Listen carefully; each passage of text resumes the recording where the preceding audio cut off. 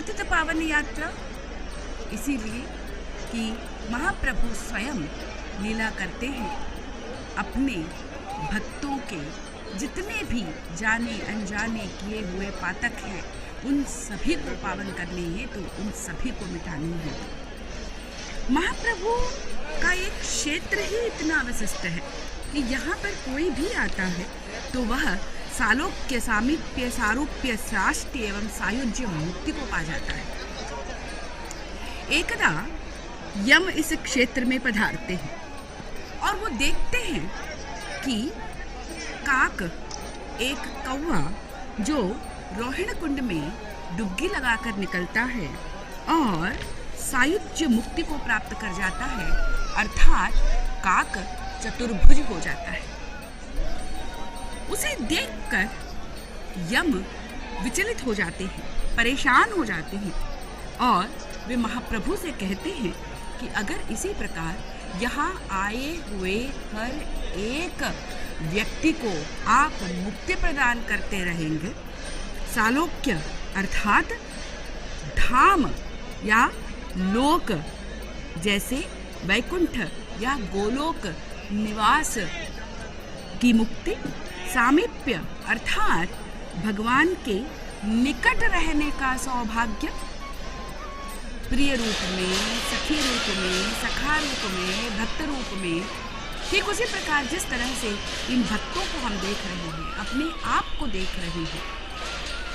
या सारूप्य भगवान की सी दिव्य काया को प्राप्त कर लेना, सारूप्य मुक्ति, एवं साष्टि अर्थात भगवान के समान ही ऐश्वर्य शक्तियों एवं दिव्य गुणों एवं शक्तियों से युक्त हो जाना और मुक्ति को प्राप्त करना, एवं सायुज्य मुक्ति अर्थात जो सबसे उत्तम समझी जाती है, जिसका अर्थ है ईश्वर में विलीन हो जाना, एकीकार को प्राप्त हो जाना और ब्रह्म एवं जीव अभिन्न हो जाते हैं, एक अद्वैत का भाव आ जाता है, उसे हम सायुज्य मुक्ति कहेंगे। तो जब यहाँ पर आया हर एक भक्त किसी न किसी रूप से सालोक्य, सामीप्य, सारूप्य, साष्टि एवं सायुज्य मुक्ति को प्राप्त कर जाएगा, तो मेरे होने का क्या काम, मेरा कर्तव्य क्या होगा, मैं क्या कर्म करूँगा, इस बात को लेकर यम परेशान हो जाते हैं। और महाप्रभु के समक्ष जब वे आते हैं तो महाप्रभु मुस्कुराते हुए बंकिम दृष्टि से माँ लक्ष्मी की ओर देखते हैं और कहते हैं, अपने क्षेत्र की महिमा का गान तुम स्वयं करो। श्री क्षेत्र है अर्थात ये माँ लक्ष्मी का क्षेत्र है, श्री मंदिर है, मंदिर भी श्री का है और महाप्रभु स्वयं श्रीदः श्रीशः श्रीनिवासः श्रीनिधि श्री विभावनः अर्थात वे स्वयं श्रीयुक्त है,